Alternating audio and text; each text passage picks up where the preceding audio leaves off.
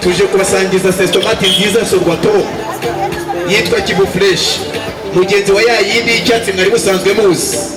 Mwabonye ko afite Kivu Frech ibishyirwa mu byo kurya bikaryoha bidasanzwe, ibyo kurya bikagira icyonga bigahumura neza. Ikindi twakubwira nuko Kivu Frech ariyo sosomati ya mbere iryoha ikora itagombere bwinshi. Hasi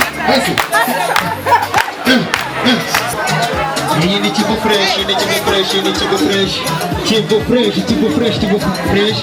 Uwa mbere sasa n'uyu ikitwa mucuzi big. Ni umuhanga cyane.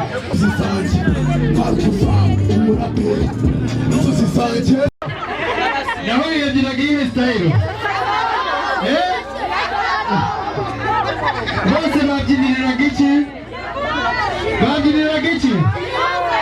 Kivu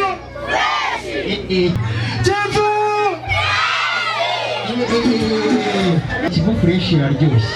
Kivu Frech iri kugura ngahe?